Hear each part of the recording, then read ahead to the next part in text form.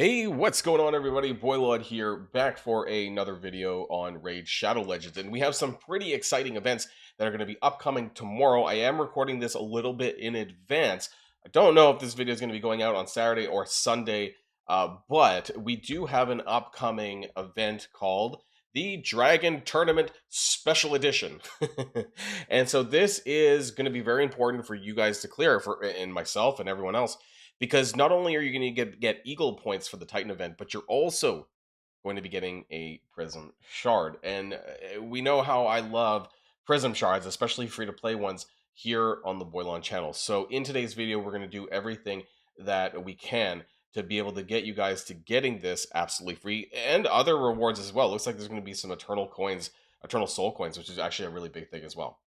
Now, what we need to do is we need to win Dragon Dungeon with Sacred Order champions. This might be tough if your roster is not that developed. That being said, I want to go through some of the better Sacred Order characters that you might have available to you to be able to create a 5-man team to do this. You have to make sure that every character on your team is Sacred Order. Now, you could very well actually do this with less than 5, but everyone that's on the team has to be Sacred Order. So we'll talk about that in today's video as well, and what you're going to be using that Prism Shard for. Now, before we get started with the rest of the video, I do want to remind people that if you haven't started playing Raid yet, what are you waiting for? Download using that QR code in the top right hand of the screen to get Narma the Returned absolutely free, and these 3 amazing epics. We have Allure, we have Tagore, and we have Ruella at accounts level 10, 20, and 30. And don't forget that you can also get this amazing Void Legendary Support Champion named Tuhanarok by using the promo code Desert Queen within the first 48 hours of a brand new account.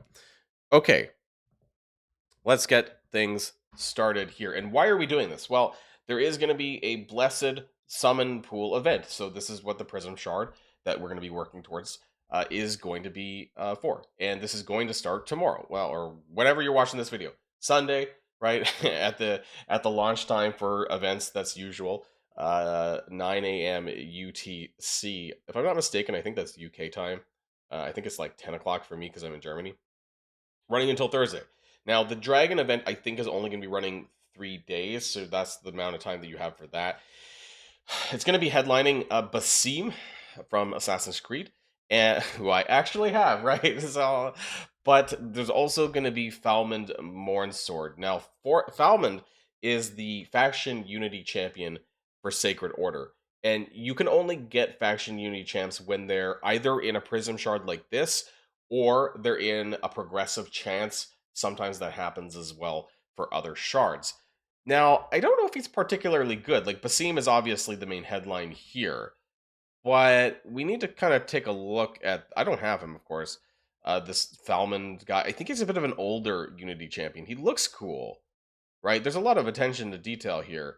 But as far as his actual viability, decreases the damage from hits taken by champions by 10% for each turn taken by an ally or enemy before this champion's next turn. So you want him to be slower?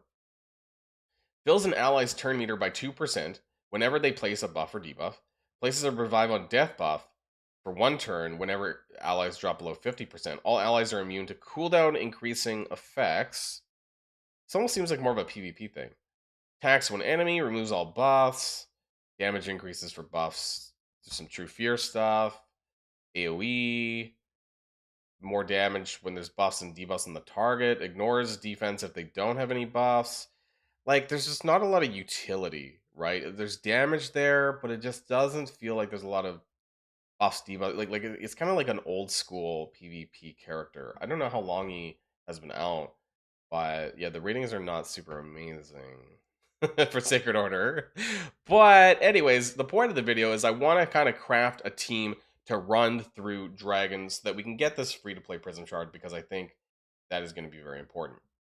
Now, I'll probably do this as a 2-parter here, right? We're going to take a look at what I have available, and I have most of the kind of quote-unquote good champions, so we're going to just filter by Sacred Order. Now, I don't have all of the... Do we need to use my Master Vault? Not really. I have quite a few. So the number 1, right? Ezio. If you have Ezio, hopefully you built him, because that's going to help a lot and he has some good wave clearing potential for Dragon. The other one is going to be Alice the Wanderer. This is really going to depend on when you start playing, right? If you happen to be playing, or almost a year now, like maybe 10, 12 months on your roster, then you would have had Alice the Wanderer from January through, I think it was like early April of last year, and very, very solid wave clear. So if you have Alice the Wanderer, this is going to help you tremendously. But Ezio is going to help as well. So those are the two ones that I'm going to use as my backbone. Some other characters that I think are really good and worth having on the Sacred Order roster is Deacon Armstrong. So some of you who have been following this channel, I did have a time where my promo link did provide Deacon Armstrong. So if you do have Deacon, that will help for you. I only have him at level 50, but that's okay. Like, you don't need to have him at level 60. That's not necessary. So I can give him what I call one of my other. Okay, I was going to give him one of my gear sets if I wasn't full of my gear, which is really irritating. Let's just sell a bunch of gear so I can swap my crap around. So there goes some blue stuff because I was farming the event dungeon, right? So let's sell an extra piece just for good measure so I can actually move my gear around. Good God, I need to fix that ASAP. So there we go. We just add a gear set for Deacon Armstrong. So that's the other character that I'm going to be including. You could also use Eodex Artor if you also picked him up from last summer. So he was a good Sacred Order support giveaway character. Again, you don't need to have him at level 60. I'm running him actually in a stun set gear because A1 is AoE. So this is another decent one here. I have no books in him, but he has an increased attack and a strengthen buff. He also has a revive if that's necessary. So he has some decent stuff in here that will help. Dragon's not really that difficult. Fenix is one of the top, in my opinion, epic DPS champions of the Sacred Order faction. So if you have Fenix, I definitely would run him. His A1 hits really hard, but he has some really good AoEs. He has a block buffs, block active skills that can happen as well if he doesn't land. The block buffs, debuff, he has just some really solid damage. And these are really good debuffs that decrease defense.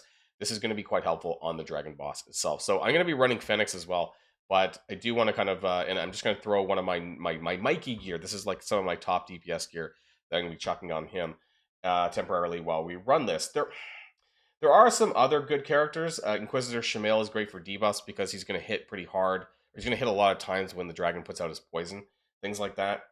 I have Basim, but we're not going to be running him here in this video because really we should be, and same with Cardial because he's a Void Legendary. This is something that I probably will run in my actual team, but I kind of want to be a little bit more honest about this.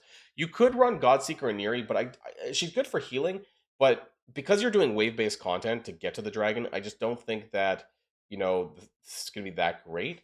So I'm going to be running Ezio, I'm going to be running Alice, I'm going to be running Fenix, Deacon Armstrong, and we need a fifth character here. Right, and I do have some other Sacred Order that I haven't really touched. I want to go back into the index, though, because I want to kind of take a look at Sacred Order and what's available and what I have elsewhere. So obviously, you want to take Ezio, right? If you have Alice, please take Alice. This is going to help.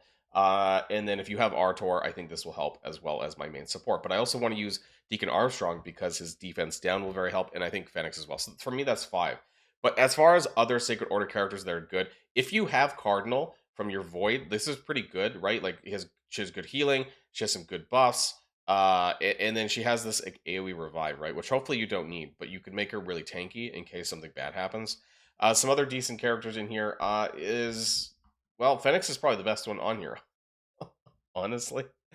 Lol. It's not super great, I'll be honest, because I don't think I ever really went out of my way to level a lot of these characters. Juliana I had for the early game, but very selfish is a combo with Romero, has like some poison stuff on her. What are some of these other ones I've not really actually spent much time with, to be honest? Boy, these are a lot of, so Sacred Order has a lot of old champions. That's the problem. Like, kind of like day one when Raid Shadow Legends was released, kind of champions. I think Lightsworn is okay. I think he's got some pretty good debuffs. Yeah, he does have some pretty good debuffs, actually. If you happen to have Lightsworn, decrease attack, so this would be really good for the Dragon Boss. And then he has some pretty good buffs there as well. Revive on Death and increase defense for 2 turns on a cooldown of 4. Pretty good, actually, for this if you need it. Do I have him? I do have him, but I never actually leveled him, so I don't actually need that for this. Like, I don't think I will, but if you do have a Lightsworn, I would consider that. Also, Inquisitor Shamail. I was just thinking as far as, like, good AoE damage. And I'm looking into the rares, like, Athel's, if you're really scraping the bottom of the barrel, but I'm just thinking of AoE damage for wave clearing. Really, it's just, if you missed out on Alice is just going to be so strong on this, and it's really unfortunate, I guess, on that part. But if you do have anyone else like in the legendary category that does AoE damage, that's probably what you're going to need to look for. So I just want to like very quickly just see how this is going to run for me, because I haven't run this in a while, especially not with Sacred Order. So this is not a turn attack. This is actually a regular tournament. So you kind of want to do either, I would say, let's go to normal mode. You want to either run stage 13, which is seemed to be the best when it comes to 4 to 6 stars, or you want to run stage 20 for 5 to 6 star gear, because it's going to be based on the actual gear artifacts that you have dropping. And so this is going to be the most efficient. So stage 13 or stage 20, I mean, it's the most energy efficient, and it gets harder from there. So stage 20 typically isn't that hard to clear. So I kind of want to just see with my Sacred Order characters, how hard will that be for me to run? So we're going to run Ezio, but I'm going to run Ezio in the lead because he does give that speed aura. Deacon Armstrong also does the same, actually. So where's my Deacon? To scroll back a little bit, 50s. Deacon would be here, and then we have, who else am I going to be running? Fenix. So Fenix should be over here as well. We have Fenix, and then Edix Artor. Right, so that he's in my 50 category, so should be somewhere here. So that's what I'm going to be running. We could, yeah, 30% attack. I don't think that's necessary. I want to run the speed aura and see how that ends up happening. So we have kind of like 3 DPS and 2 support. I don't really have any healing though. So I want to see how Edix Arthur does a little bit, but I want to see how this runs. Now, of course, I would want to set up an auto battler, team setup, so that would be more important. I think I'm curious. So that's good. My Deacon Armstrong goes first. But I think I don't really need the turn bar thing. This would be good. The only downside is that stage 20 is magic based, and that's not so great for my Deacon Armstrong over here, who is sitting as a spirit character. And actually, in fact, I'm running 4 spirit characters, which is not good. So maybe I would want to run not stage 20 in order to clear this, right? And this is just to be the most efficient, right? I'm going to get a lot of weak hits, and this is actually pretty bad. Unless, yeah, even my Alice doesn't actually, because I don't have offense up. I need some more speed. I don't know if I put gear on Artor, actually. So that's, oh no, he has my stun set, right? So the problem there, of course, is that I didn't get that offense up before Alice went. So if you're running support characters that do things like this, make sure that you have your kind of speed your gear is such that your support characters go first before your main DPS champions. Let's see, can we nuke kill this? See, because of the weak hits, it's really bad. So I probably should be, I'm just going to run this on auto and see what happens. But yeah, when you have 4 spear characters against magic, that's probably not a great idea. The boss is also going to be spirit, so I didn't really take that into consideration. So I probably should be running a spirit, right? Probably because Alice is still really important. So a spirit or a void level is probably what I should be running, because I want Alice. I want all of my characters to hit normally. So that would be one of probably those 2 affinities. I might still be able to run this though, because I'm still hitting pretty hard. It's not that big of a. I think there's more fluctuation here by running these characters together on a magic level. It's probably not ideal, right? And so the good thing though is that Dragon is easy, and it's not that big of a deal as long as you can kind of kill the highest stage that you could possibly get to. I just wanted to see whether or not I could do this here on stage 20. I might have to dumb this down though, because when you're doing faction based stuff, it's usually a bit tougher than using obviously your normal team. We can't manipulate the speed bar here on Dragons, so yeah, we'll see. Can I even break the... Yeah, Fenix might be able to break the barrier. Maybe? Alice? Okay, we might be able to get it done. Yeah, Ezio, there we go. Come on, guys. Okay, we did. We broke the dragon breath. I think it's because Dragon's speed at stage 20 is not that high. I forget how high it actually is. That might hurt, though. That might be a problem. But we do have a Leech. So Leech is very helpful here because I'm almost in like a full team of DPS champions. So I should be able to heal myself back up with Leech. Deacon Armstrong, super helpful in this case here. Yeah, I'm getting my ass kicked a bit from the poison damage, but I'm being able to heal myself back up, which is pretty important. If I was running this on a different level that wasn't magic-based, this probably would be going a little bit better. I was going to say, is ENX Arthur going to bite it? Possibly, possibly. I don't, because he doesn't do enough damage that can heal himself back up with the leech. So that part's a bit of an issue. I think I'm hoping that we kill this before he bites it, but maybe I don't. Yeah, the stun gear that I have on him isn't super great. I probably should have changed his gear to something more tanky. Then that would allow him to also take more turns. I don't really use him in faction crypts, which is the whole reason why I had him on a stun set to begin with, anyways. But yeah, I mean, it looks like I can do this, right? It's going to be doable here, but it would have been a lot faster had I actually run this on on a different stage. So yeah, yeah, the Enix is going to die from poison damage here. I want to see, if we run this on either the Spirit or the Void stage. I'm gonna do that, run it. This took me 4 minutes as well, which wasn't super great. So I'm gonna run this on a different stage and just see which one can we do. 19, I guess it's not efficient, and we don't get that. Still has that 4 to 6 star, which I don't like. But I want to run this anyways. I'm not going to subject you guys to this, but then I'm going to see at the end how long this took. Okay, so I just want to say that 19 went a lot better. As far as the time goes, you can see this here. I put this entirely on auto. I did not like manual this at all. I didn't even make a team setup at all. And we're going to be getting about, like, I would say 1 minute 45 here. And my characters are not close to dying here. The leech did help. Even Edix is still hanging in there. So it was a pretty big difference. Now, unfortunately, of course, we still get those 4-star drops, which is not ideal. But since this is a faction-based kind of event, I expected that I would end up clearing, lower end content, that lower levels than I would normally. But yeah, this went a lot better, obviously, because I wasn't getting weak hit all the time. So that's something that you're gonna have to keep in mind as far as your characters go. Basically do, as high a stage that you can reliably win as possible. And then this will eventually get you to the Prism Shard, which is going to be very important. Not only the Prism Shard, really, there's going to be other great rewards in this milestone. You should prep now, make sure that you're able to clear this event. It's in the tournament section, right? So I was in the wrong section here, but a Prism Shard, Eternal Coins, Eagle, the Titan points and things like that, all going to be very important. And this is something that you should be running over the next couple of days. So I just wanted to prep you guys with this video here because I think it's going to be very important that we get this Prism Shard, as any free chance to get extra characters is going to be very good. And you can kind of take a look, you can kind of think of it like a Prism Shard is basically a free specialized Sacred Shard. So why not farm for it if you're able to do that? Let me know what your thoughts are in the comments down below. What characters are you using? Definitely leverage Ezio though, and you very well might even be able to get away with doing lower level stages.